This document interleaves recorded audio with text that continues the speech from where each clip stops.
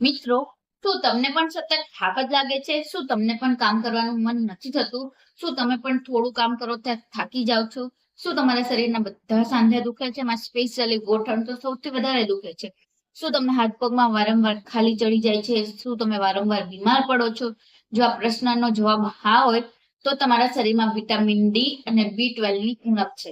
ત્યારે આપણને બધાને એમ થાય આ ઉણપ તો થયા જ કરે છે, અને દૂર કઈ રીતે કરવી? તો આજે આ પ્રશ્નનો હું તમને જવાબ આપીશ કે આ ઉણપ કેમ થાય છે અને આપણી કઈ ભૂલના લીધે આ ઉણપ આપણામાં વધતી જ જાય છે, એને પૂરી જ નથી થતી. અને આના માટે ખાલી દવા કે ઇન્જેક્શન જ નહીં, પણ નેચરલ સોર્સ છે કે જેમાંથી તમે આ B12 અને ડી મેળવી શકો છો.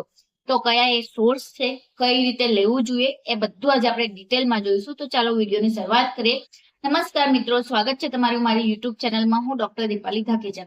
મિત્રો, તમે એક વિચારો, આપણા દેશમાં સૂર્યપ્રકાશની તો કોઈ કમી જ નથી.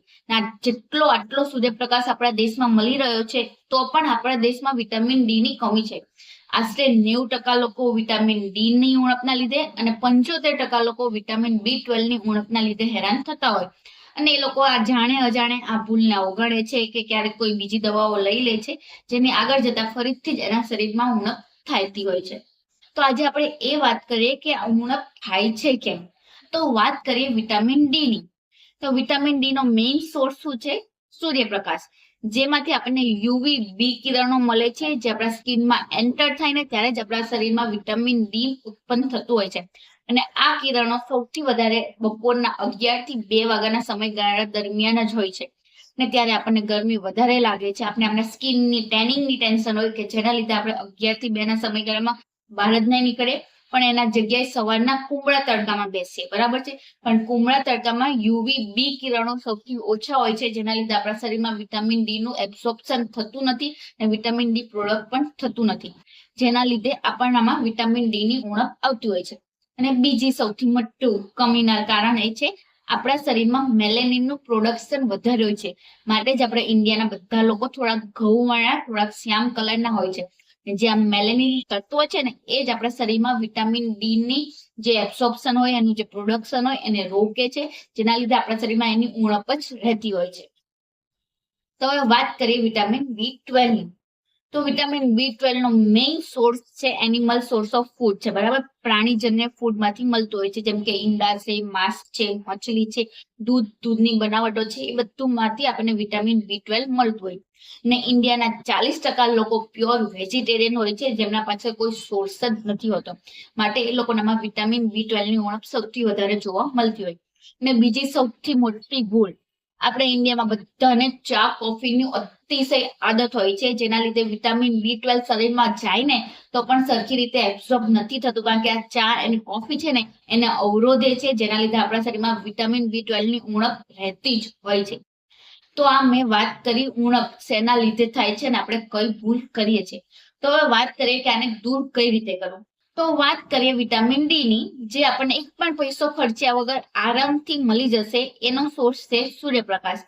તો વિટામિન ડી મેળવવા માટે બપોરે 11 થી 2 ના તડકામાં બેસવું જોઈએ. આશરે 25 થી 30 મિનિટ જેટલું બેસો ને દિવસમાં 4 થી 5 વાર બેસવું જોઈએ.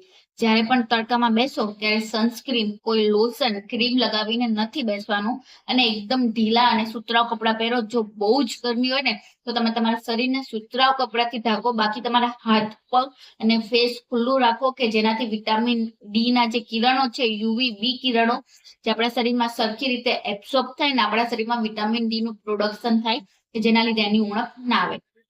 અને આની સિવાય ફૂડમાંથી, જેમ કે મશરૂમ છે, દૂધની બનાવટો છે, ઈંડા છે, એ બધામાંથી પણ વિટામિન ડી મળી આવતું હોય છે. માટે જો પોસિબલ હોય આ ત્રણેય વસ્તુ ખાવી જોઈએ, કે જેનાથી આપણા શરીરમાં વિટામિન ડી ની ઉણપ ના થાય.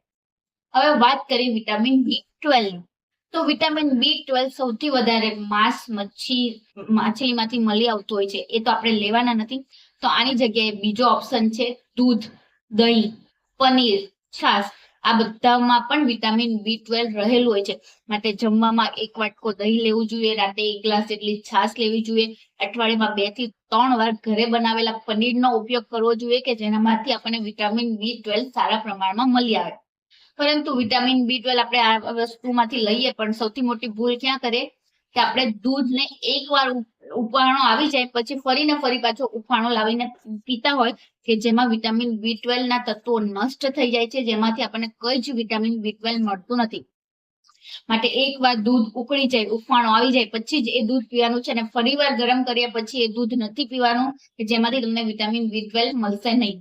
અને જ્યારે પણ જમો કે જમવાના અડધો કલાક પહેલા અને જમવાના કલાક પછી જ ચા અને કોફી પીવો કે જેનાથી શરીરમાં વિટામિન B12 જે ગયું હોય એ સરખી રીતે એબ્સોર્બ થઈ જાય અને આપણને એ વસ્તુની ઉણપ ના થાય. તો મિત્રો આ છે એવા બંને વસ્તુના સોર્સ તો જેમાંથી આપણને વિટામિન ડી અને વિટામિન B12 સરખી રીતે મળી આવે છે. પણ જે ભૂલ છે એ અવગણશો તો જ આપણા શરીરમાં એ સરખી રીતે એબ્સોર્બ થશે. અને આની સિવાય આપણને વારંવાર સાંધા દુખે છે, વારંવાર બીમાર પડીએ છીએ, આપણને હાથ પગમાં ખાલી ચડી જતી હોય, આ બધા જ દેખાય લક્ષણો એટલે આપણે તરત જ ડોક્ટરની સલાહ વગર જ દવા લીધા કરીએ, જે એકદમ ખોટું છે. કારણ કે જો વધારે પડતી વિટામિન ડી અને B12 ની દવા ડોક્ટરના પ્રિસ્ક્રિપ્શન વગર લેવામાં આવે તો આપણને કિડનીને પણ નુકસાન પહોંચાડી શકતું હોય છે. માટે જ્યારે પણ આવા કોઈ લક્ષણો દેખાય ત્યારે પહેલા ડોક્ટરની મુલાકાત લો, વિટામિન ડી અને B12 ના રિપોર્ટ કરાવો. જો એમાં ઉણપ આવે ડોક્ટર પ્રિસ્ક્રાઇબ કરે તો જ લેવી જોઈએ કે જેનાથી આપણને એમાં ફાયદા મળે. પણ મારી એક એડવાઇસ છે, જ્યાં સુધી તમને નેચરલ સોર્સ ફૂડમાંથી વિટામિન ડી અને B12 મળી આવે છે ત્યાં સુધી તેના પર જ નિર્ભર રહો. બીજી કોઈ મેડિકામેન્ટ કે સપ્લિમેન્ટ લેવા કરતા નેચરલ વસ્તુ લેવી વધારે સારી છે કે જેની ઉણપ આપણા શરીરમાં લાંબો ટાઈમ સુધી ના રહે. કારણ કે જે દવા લેશો એની દવા ખતમ થશે એટલે ફરીને ફરી આપણને સિમ્પટોમ જોવા મળશે. જેની જગ્યાએ જો ફૂડમાં એ વસ્તુ એડ કરીશું તો લાંબા સમય આપણને રિઝલ્ટ દેખાય, પણ એ રિઝલ્ટ આપણું પરમેનન્ટ રહે છે.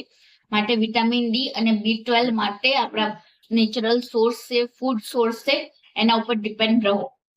તમને બધાને ખબર જ છે કે વિટામિન ડી અને B12 આપણા માટે કેટલું ઇમ્પોર્ટન્ટ છે અને કેટલી બધી એના વિડીયો ઓલરેડી યુટ્યુબ પર છે. પણ જે કઈ ભૂલ કરીએ છીએ એના વિડીયો નથી, માટે મેં તમને આ માહિતી પહોંચાડી કે જેના લીધે આપણે વિટામિન ડી અને B12 ની ઉણપ આપણા શરીરમાં ના થાય. તો આઈ હોપ તમે સમજી ગયા હશો કે હું તમને કઈ વસ્તુ સમજાવવા માંગુ છું કે જેનાથી તમારા શરીરમાં વિટામિન ડી અને B12 ની ઉણપ ના રહે. વિડીયો પસંદ આવ્યો હોય અને અત્યાર સુધી જોયો હોય તો વિડીયોને લાઈક કરજો, તમારા ગ્રુપમાં શેર કરજો કે જેનાથી એ લોકો પણ આ ભૂલ નહીં કરે અને એના શરીરમાં પણ વિટામિન ડી અને B12 ની ઉણપ ના આવે. ચેનલ પર નવા હોય તો ચેનલને સબસ્ક્રાઇબ કરી દેજો. તો મળીએ હવે નવા વિડીયોમાં નવી માહિતી સાથે. ત્યાં સુધી બધા ખુશ રહો, તંદુરસ્ત રહો.